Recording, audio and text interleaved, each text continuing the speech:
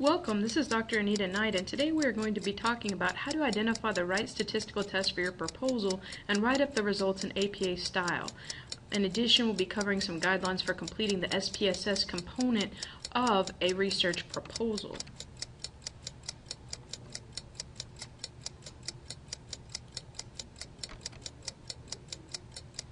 When thinking about how to identify the right statistical test for your proposal, one thing to think about is the results that the assessment instrument yield.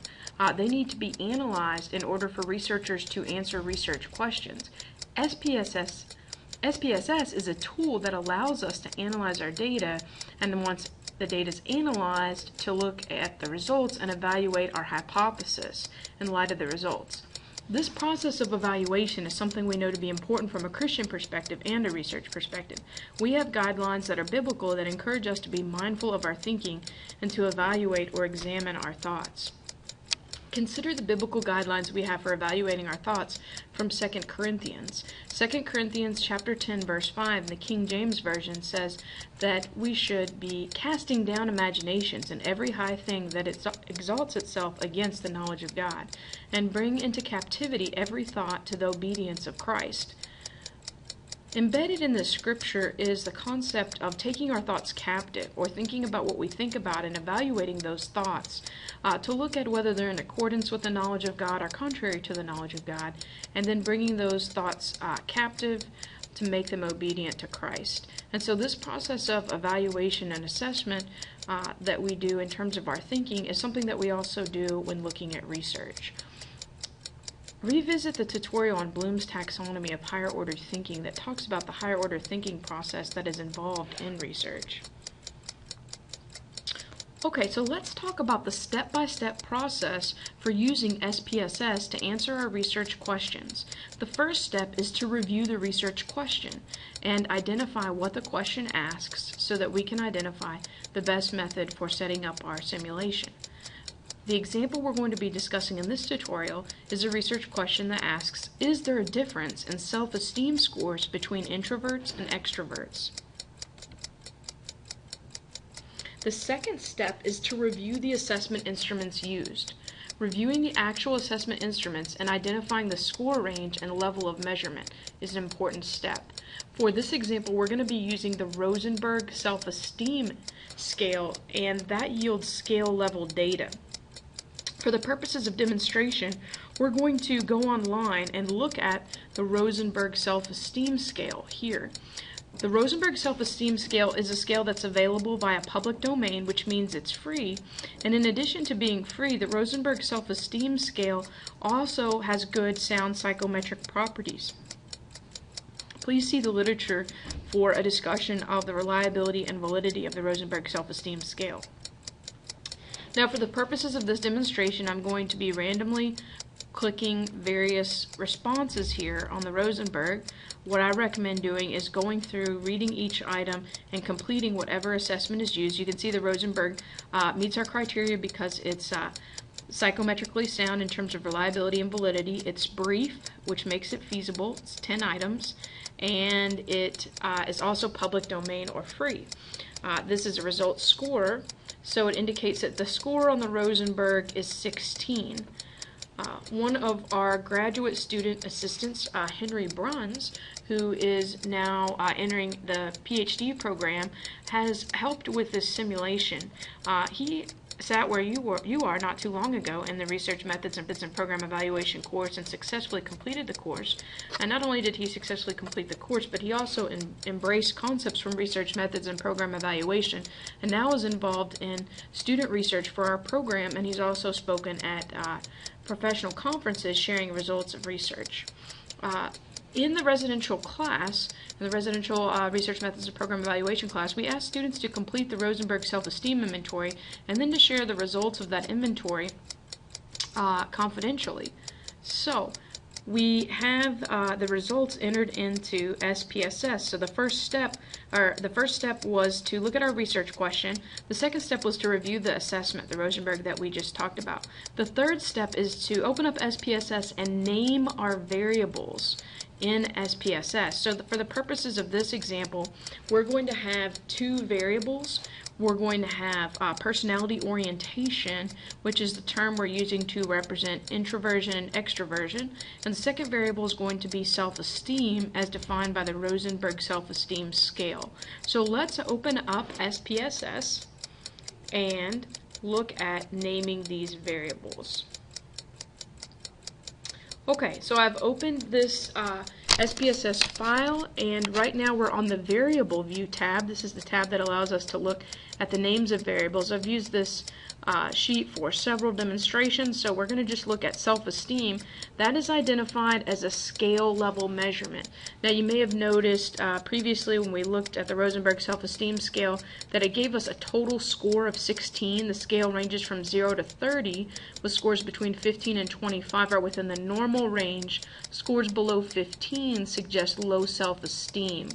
So we can see that this total score is a summary on this Likert type scale that includes every item totaled, and some of the items that are calculated with reverse scoring. So for example, on some of them, strongly disagree is 0 and strongly agree is 3, where on others, strongly disagree is 3 and strongly agree is 0. So the items were totaled for us, and we've got self-esteem scores, which are going to be scale level measurement. Another variable that we're using for the purposes of this demonstration is social orientation, and we're defining that as introversion and extroversion. So this is actually labeled as a nominal variable because introversion and extroversion are categories. We can also specify other items with respect to this particular measure. We can also label the values. So if we go under values, it says none here, but once we select this item and click on these 3 dots, we can now label the values. So we're going to label 1 for introversion and click add, and that puts the label in. And the number 2 is going to represent the category extroversion. And we click add, and those items are now in. And then when we're finished, we click OK. Now we have both of our variables labeled, and we can go to data view. We have the self-esteem and social orientation variables here.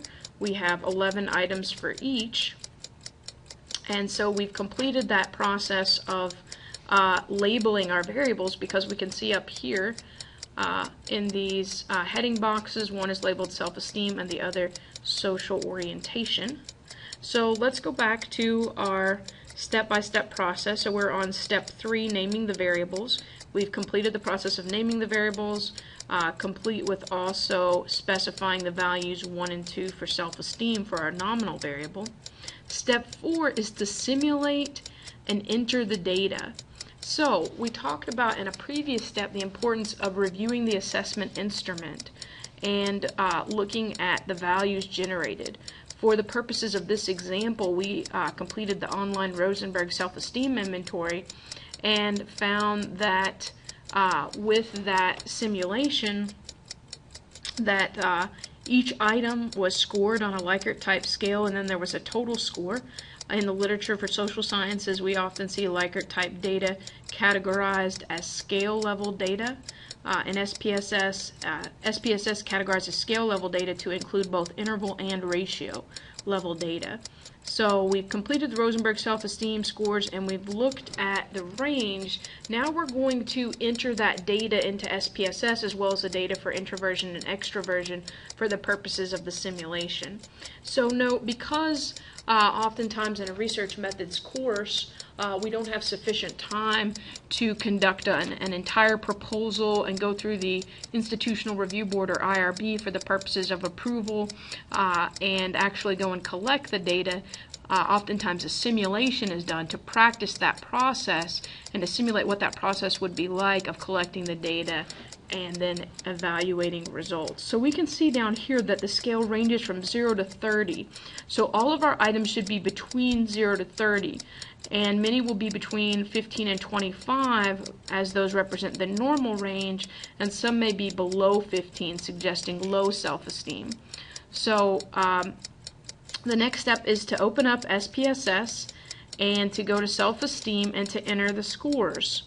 Now, we have entered these scores based on a list of scores that Henry Brunn sent me for the residential counseling 503 class, and so we see their scores represented here, and then we see their scores for social orientation represented here. All the introverts are in one group, and all the extroverts are in another group. And so we are going to look at the differences between the mean or average self-esteem for each group based on whether the participants in the groups are introverts or extroverts. So let's go back to our step-by-step guidelines. Step 4 was to simulate and enter the data into SPSS. We already had the data entered here, but I recommend for those entering the data to first complete the assessment, look at the range of scores, and then enter data points randomly that are between that range. So for the Rosenberg, it would be points between 0 and 30, with 0 being the lowest possible self-esteem and 30 being the highest self-esteem. The next step, step 5, is to identify the appropriate statistical test. The tools that we have to help us identify the appropriate statistical test are the decision trees and the research question.